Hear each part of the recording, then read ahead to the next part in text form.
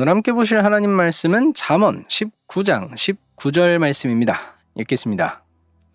노하기를 맹렬히 하는 자는 벌을 받을 것이라. 내가 그를 건져주면 다시 그런 일이 생기리라. 아멘. 오늘 말씀에서는 노하기를 맹렬히 하는 자가 나옵니다. 이 뒷말씀까지 보시면 아시겠지만 일단은 이 사람은 나가 아닙니다. 내가 아닙니다. 오히려 내가 상대하는 사람입니다. 물론 그 결론부에 가서는 자기 스스로에게 비춰보고 이렇게 적용하고 이러긴 하겠지만 일단 말씀의 구도상 나는 오히려 이 사람을 변호해 주거나 재판해 주는 그런 사람에 가깝지 이 사람은 내가 아닙니다. 다행이죠. 여튼 내용으로 들어가 보도록 하겠습니다.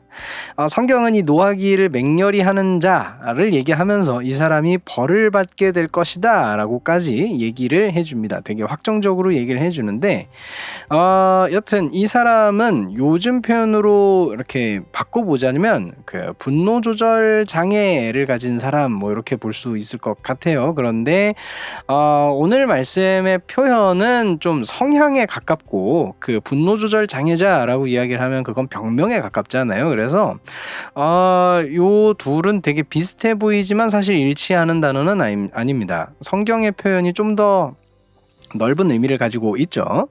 다만 이제 우리가 노하기를 맹렬히 하는 자라고 했을 때는 좀 성향으로 좀 화를 자주 내고 뭐 크게 내는 사람 뭐 이렇게 생각을 해보시면 뭐 될 것 같아요. 여튼 이 사람이 처벌이 아니죠. 벌을 받을 것이다라고 얘기를 해줍니다. 그냥 확정적으로 그냥 얘기를 해주고 있어요. 이 사람은 벌을 받을 거야라고 이제 성경은 얘기해주고 있죠. 그런데 이 대목을 보시면서는 좀 의문을 가지시는 분이 계실 수도 있습니다.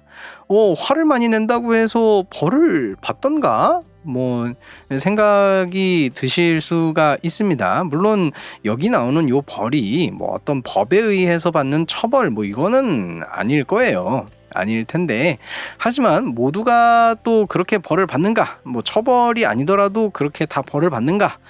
넓은 의미로 생각해도 모두가 그렇게 되던가 좀 생각을 해보면 뭐 그렇지 않을 때도 있을 것 같게 느껴지죠.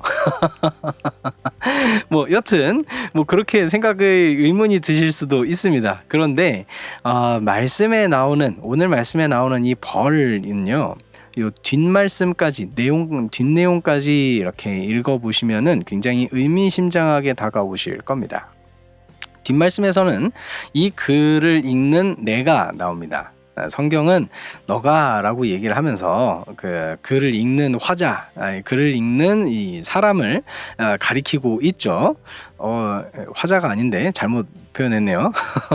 이 글을 읽는 사람을 가리키고 있죠. 그러면서 너가 이 사람을 봐주고 변호해줘서 이 화를 낸 부작용을 좀 넘겨줄 수도 있어. 그런데 그 일이 또 반복될 거야. 그렇게 너가 이 사람을 봐주고 감싸준다고 하더라도 또 일이 반복될 거야 라고 얘기를 해주고 있습니다.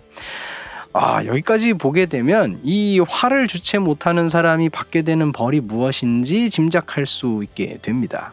되게 의미심장하게 이제 요 두 가지가 연달아서 나오잖아요. 벌을 받게 될 거다라고 이야기를 하면서 이 사람이 계속해서 그 쳇바퀴 돌듯이 화를 내게 될 거야 이런 이야기를 붙여놓으니까 이 글을 읽으면서 이 사람이 받게 되는 벌이 무엇인지를 이제 생각할 수 있게 되죠.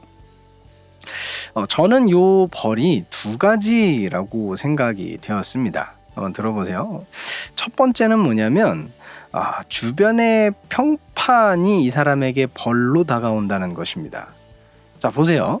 내가 좋은 마음을 가지고 있는 사람이었어요. 그래서 이 사람이 화를 내고 맹렬하게 저지르고 있는 거를 그래도 감싸 안아주고 변호를 해줬어요. 그래서 잘 좀 무마를 시켜줬어요. 그런데 얼마 지나지 않아서 또 똑같은 일이 벌어지는 겁니다. 그때도 뭐 사람이 뭐 좀 더 실수할 수도 있겠지 이러면서 좋은 마음을 품고 이 사람을 그래도 어떻게든 변호하려고 진땀을 빼면서 막 이렇게 설명도 하고 다른 사람들 찾아가고 막 설득을 해줬어요.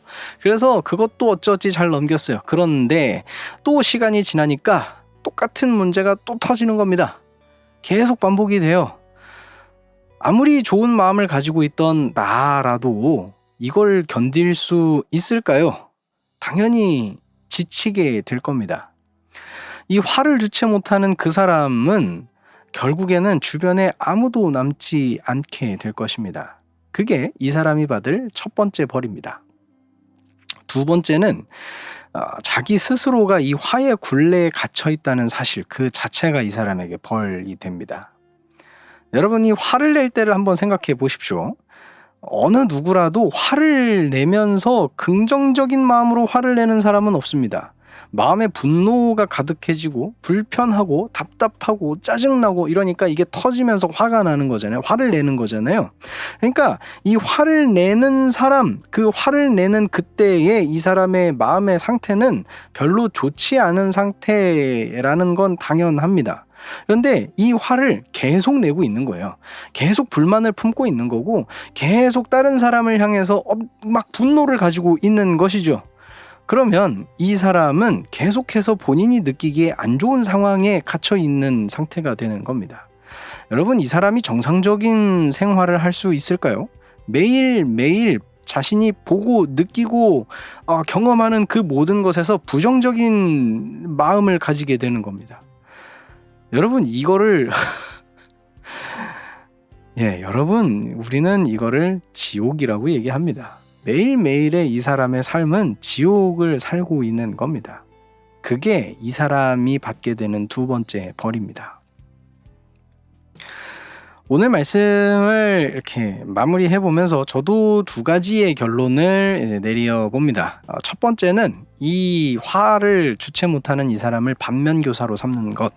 그것이 첫 번째 결론입니다. 내가 내 스스로의 화에 먹히지 않는, 내 마음을 잘 컨트롤할 수 있는, 그래서 내 스스로를 지옥 같은 상황에 가두지 않는 제가 되기를 소망합니다.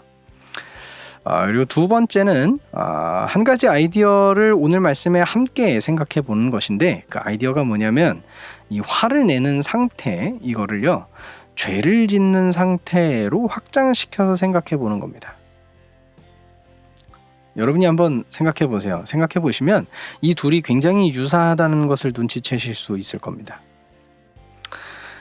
나로서는 깨닫기도 힘들고 벗어날 수도 없는 상황 속에 내가 있었지만 그런 나를 위해서 먼저 찾아오신 예수님을 생각해 보게 되는 그런 말씀이지 않나 싶습니다.